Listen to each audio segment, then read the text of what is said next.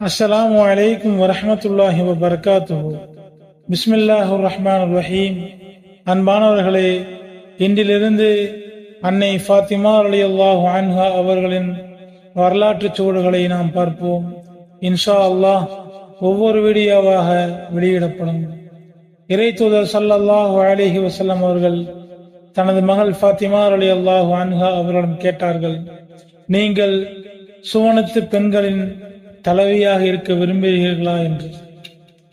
சிறிது நாட்கள் கழித்து அல்லாஹ்வின் தூதர் ரசூலுல்லாஹி ஸல்லல்லாஹு அலைஹி வஸல்லம் அவர்கள் சொன்னார்கள், ஒரு நாள் வானவர்களின் தலைவர் ஹஜ்ரத் ஜிப்ரீல் அலைஹிஸ்ஸலாம் அவர்களிடம் வந்து, ஃபாத்திமா ரலியல்லாஹு அன்ஹா அவர்கள் சுவனத்து பெண்களின் தலைவியாக இருப்பார்கள் என்ற நன்மாராயத்தை கூறினார். ஆயிஷா ரலியல்லாஹு அன்ஹா அவர்கள் கூறுகிறார்கள், இறை தூதர் ஸல்லல்லாஹு அலைஹி வஸல்லம் அவர்களைப் போலவே அனைத்து குணாதிசயங்களையும் பெற்றிருந்தார்கள் அன்னை ஃபாத்திமா ரலியல்லாஹு அன்ஹா. அவர்களது பேச்சு, உட்காரும் முறை, எழுந்திருக்கும் முறை, நடக்கும் முறை, இன்னும் பல வார்த்தைகள் சொல்வதானால் அவர்களுடைய அனைத்து குணநலங்களும் பாவனைகளும் இறை தூதர் ஸல்லல்லாஹு அலைஹி வஸல்லம் அவர்களைப் போலவே இருந்தது.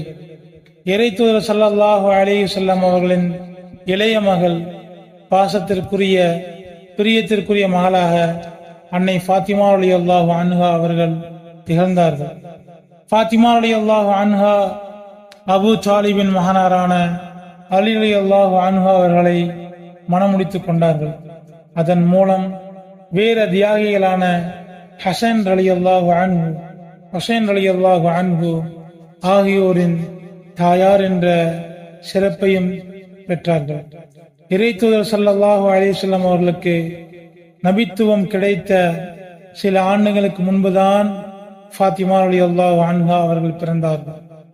இன்னும் இறை தூதர் ரசூலுல்லாஹி ஸல்லல்லாஹு அலைஹி வஸல்லம் அவர்கள் மற்றும் கதீஜா ரலியல்லாஹு அன்ஹா ஆகிய தம்பதிகளுக்கு பாசமிகு மகளாக ஃபாத்திமா ரலியல்லாஹு அன்ஹா அவர்கள் பிறப்பதற்கு முன்பே 3 பெண் மக்கள் இருந்தார்கள். அன்றைய கால வழக்கப்படி பிறந்த குழந்தையை பால் குடிப்பதற்காக பக்கத்து கிராமத்திற்கு அனுப்பி வைக்கின்ற வழக்கத்திற்கு மாற்றமாக அன்னை கதீஜா ரலியல்லாஹு அன்ஹா அவர்கள் தனது இளைய மகளை தன்னுடனேயே வைத்துக் கொண்டு பாலூட்டி வளர்த்து வந்தார்கள்.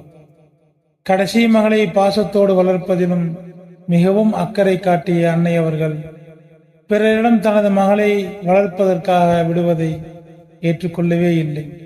சில ஆண்டுகளிலேயே இறை தூதர் ஸல்லல்லாஹு அலைஹி வஸல்லம் அவர்களுக்கு இறைவனின் அருளால் நபித்துவம் வழங்கப்பட்டது. இறை தூதர் ஸல்லல்லாஹு அலைஹி வஸல்லம் அவர்களை தனது தூதராக அல்லாஹ் ஆக்கியவுடன் தனது தந்தையார் அவர்களின் மார்க்கத்தை தனது தாயார் ஏற்றுக்கொண்ட ஆரம்ப காலத்திலேயே இறை தூதர் ஸல்லல்லாஹு அலைஹி வஸல்லம் மற்றும் கதீஜா ரலியல்லாஹு அன்ஹா அவர்களின் அருந்த ஒப்புதல்களான ஸைனப் ரலியல்லாஹு அன்ஹா, ருக்கையா ரலியல்லாஹு அன்ஹா, உம்மு குல்தூம் ரலியல்லாஹு அன்ஹா ஆகியோர் இஸ்லாத்தை ஏற்றுக்கொண்டது போலவே அன்னை ஃபாத்திமா ரலியல்லாஹு அன்ஹா அவர்களும் ஆரம்ப காலத்திலேயே இஸ்லாத்தை